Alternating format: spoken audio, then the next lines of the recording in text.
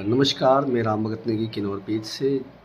हमारे साथ जुड़े हैं हमारे साहित्यकार, लेखक और पूर्व में हमारे जुडिशल से सीजीएम रहे हैं किन्नौर से हमारे आदरणीय डीएस गोलदार नेगी जी, जिन्होंने अपने साहित्य के लिए पूरी जीवन जो है अपने जीवनी लगाई है और अभी भी सामाजिक चीज़ों में जो है रुचि रखते हैं और सामाजिक गतिविधि में जुड़े हैं। और कल जो है यहाँ पर साईं के दरबार से साईं की जो रथ यात्रा है जो यहाँ किन्नौर में पहुँच रही है, उस उपलक्ष्य पर जो है उस रथ परिक्रमा के लिए उनकी जो है सेवाएं देने के लिए यहाँ पर जो तत्पर है, हम कुछ ऐसी ही बातें करेंगे।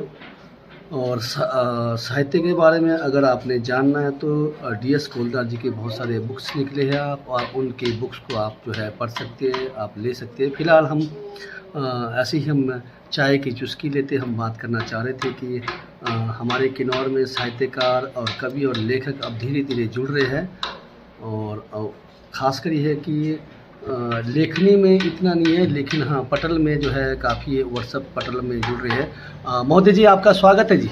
नमस्कार। नमस्कार। तो सर, तकरीबन साहित्यकार के जीवन में आपका लगभग काफ़ी उम्र निकाला है, तो एक सवाल ये रह जाता है मन में, जैसे हमने आपको व्हाट्सएप ग्रुप में जुड़ना है और हम अपने कवियों के पटल में जोड़ना चाहते हैं, तो आपने कहा कि मेरे पास जो है इतना मतलब व्हाट्सएप में नहीं हूँ, परिवार वाले हैं, तो इसका मुख्य कारण बता देंगे सर आप कि क्या कारण रहा कि आप जो है सोशल एक्टिविस्ट में मीडिया के सोशल चीज़ों में जुड़े नहीं। स्वागत होते हैं। ठीक है, देखिए मेरा उम्र इस समय 86 साल उम्र है, तो 86 साल पहले यहाँ सड़कों का तो सवाल ही नहीं, हम पैदल जाया करते थे। मैं शिमला तक पैदल गया हूँ यहाँ से। किन्नौर में स्कूल कोई नहीं थे, क्रिश्चियंस ने, मौलाना पादरियों ने क्रिश्चियन स्कूल खोला था, उसमें यहाँ फिर तक पढ़ा मैं, फिर 8 तक हुआ, 8 तक पढ़ा, 8 के बाद स्कूल नहीं था, मैं शिमला तक पैदल गया हूँ। वहाँ गंज में लाला भगत सिंह का नौकर लग के मैंने 9th किया है।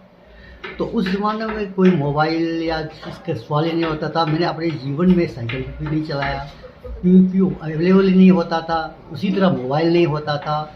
जब मैं सर लैंडलाइन होता था, वो भी कभी चलता था कभी नहीं चलता था। तो मैं स्टडीज़ में इतना काम करता हूँ, 10-10 12-12 घंटे अब भी पढ़ता हूँ और भी लिखता हूँ। अगर मैं इन मोबाइल को देखता रहूँ या इनको चलाना सीखूँ तो मेरा वो रह जाता है। और साहित्य ऐसा है, इसमें एक निरंतर एक फ्लो होना चाहिए, उसका टूटना नहीं चाहिए। मुझे अपने प्लान के मुताबिक मैं क्या लिख रहा हूँ और क्या लिखना है, उसके लिए डीप स्टडी की ज़रूरत होती है, इसलिए मैंने मोबाइल का काम सीखा है। बहुत अच्छा जी। जैसे कि आपने कहा था कि क्रिश्चियन स्कूल में मैं पढ़ा हूँ, और अगर आपके टाइम में मतलब क्रिश्चियन की जो है वो मतलब जैसे जिस प्रकार से लोग जो है धर्म परिवर्तन कर रहे हैं या धर्म परिवर्तन की ओर जा रहे हैं, तो आप चाहते तो शायद उस समय परिवर्तन हो सकता था, लेकिन आपने क्रिश्चियन की ओर जो है धार्मिक जो परिवर्तन नहीं किया, तो इसका मुख्य कारण क्या रहा जबकि आप उस स्कूल में पढ़े? स्वागत होता है। ऐसा है जी, मोरावियन क्रिश्चियन ये अंग्रेज़ नहीं, वो मोरावियन पादरी थे, जर्मनी पादरी। उनका उद्देश्य लोगों को शिक्षित करना, कोई टेक्निकल काम सिखाना, जैसा खेती बाड़ी में उन्होंने सब्जियां लगाना यहाँ ये सिखाया, लोगों ने बुनाई का काम सिखाया। मैं अपनी जुराबें खुद बुनता था, स्वेटर खुद बुनता था। जब वो लोग चले गए सेकेंड वर्ल्ड वार के बाद, तो यहाँ कोई सिखाने वाला नहीं रहा, कोई क्रिश्चियन पादरी रहा नहीं, इसलिए लोग फिर वापस अपने हिंदुइज्म में आ गए, अपने देवताओं को मानना शुरू कर दिया। मैं भी वैसे ही चला गया। वरना आप क्रिश्चियन थे शुरू में ना सर? हाँ जी। मतलब जैसे ही वो लोग चले गए और आप यहाँ कोई उसको संभालने वाला नहीं था क्रिश्चियनिटी को, तो हाँ फिर वो दो ही देवता की तरफ चले गए। एक सवाल आता है सर, जैसे आपने कहा कि संभालने वाला नहीं था, तो काफ़ी लोग धर्म परिवर्तन कर रहे हैं, तो ये धर्म कुछ क्रिश्चियन जो इससे जुड़े लोग बोलते हैं धर्म परिवर्तन नहीं है, मन परिवर्तन है, ये चीज़ें आप बताएंगे सर? नहीं, उस टाइम पर छोटा था, मन परिवर्तन क्या है हमको उसके क्या पता है। हमको तो बोलते यीशु मसीह, कोई गाना सिखाते थे, वो बोलना होता था अपना, तो यीशु मसीह वो बोलते थे। हम इतने छोटे थे कि हम क्रिश्चियनिटी क्या है, हिंदुइज्म क्या है, हमें तो ये पता ही नहीं होता था, बहुत छोटे थे। तो बस ये कि स्कूल जाना है तो भाई वो तो उनका वो क्या नाम गाना गाओ, तो बाकी तो हमने कुछ सीखा नहीं, हम जानते ही नहीं थे क्रिश्चियनिटी के बारे में। बहुत सारे क्रिश्चियंस बन गए थे। फिर क्या नाम रोडू में एक पब्लिक स्कूल है, वो अब भी वो किन्नौर का वहाँ सेटल हो गया हुआ है, पब्लिक स्कूल खड़ा वो क्रिश्चियन है वो, किन्नौर में मौका नहीं मिला लोगों को तो वो क्रिश्चियन को छोड़ दिया। मोदी जी एक चीज़ और है, जैसे आपने कहा कि मैं बचपन में जैसे क्रिश्चियन के गीत गुनगुनाते जो भी है, कहते हैं कि जैसे हम देशभक्ति है सैनिकों के जैसे बढ़ते चलो मेरे देश रंग बसंती, हम बचपन से जो है देश के जो है गाने गाते हैं तो देशभक्ति की भावना जागती है। तो आपने बचपन से जो है क्रिश्चियन के गीत गाए होंगे, लेकिन आप में वो धर्म परिवर्तन के वो आए नहीं, गुण नहीं आए। हाँ, गुण आए नहीं। हम लोग कितने छोटे होते थे भाई धर्म क्या है क्या धर्म नहीं है, ट्राइबल्स हैं आदिवासी हैं, हमको इन चीज़ों को पता ही नहीं था। बस वो गाने बजे तो गाते थे, स्कूल में पढ़ाते तो पढ़ते थे, हमारा तो ये काम था। जी जैसे कि कल जो है यहाँ पर साईं जी का दरबार आ रहा है, एक हिसाब से साक्षात जो है रथ यहाँ पर आप पहुँचा रहे हैं। हाँ, और जन कल्याण 100वां जन्मदिन मना रहे हैं हाँ, साईं बाबा का। परसों यहाँ पर आप मतलब पूरा किन्नौर दर्शन भी कर सकते हैं। तो साईं हाँ। से जुड़ना कैसा रहा आप किन्नौर में, और फिर साईं जो है आपका जैसे आपका महाराष्ट्र में बहुत बड़ा सिद्धि का वो है, साईं का बहुत बड़ा मंदिर है, आपका साईं से कैसा लगा हुआ?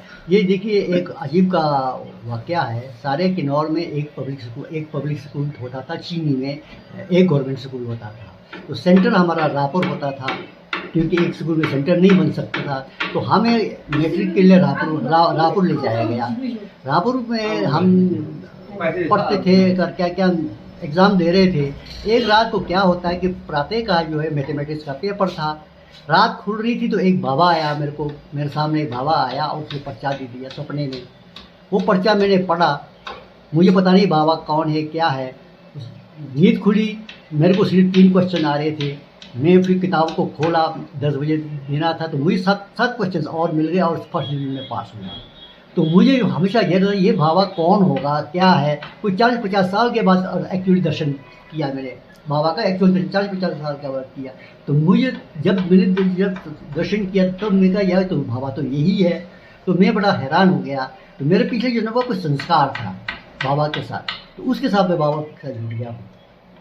तो दोस्तों आपने हमारे साहित्यकार और लेखक और समाज सेवक आदरणीय गोलदार जी के विचार सुने और किस प्रकार से उनके जीवन में एक बाबा जी आते हैं और कुछ सवाल देकर जाते हैं और उसके बाद पेपर देते तो पास हो जाते हैं। तो आज उन्होंने उस बाबा का जो है साक्षात दर्शन किया है। तो 14 तारीख को सब्जी मंडी टापरी में साईं बाबा का रथ यहाँ पहुँच रहा है, तो आप भी दर्शन के लिए आ सकते हैं।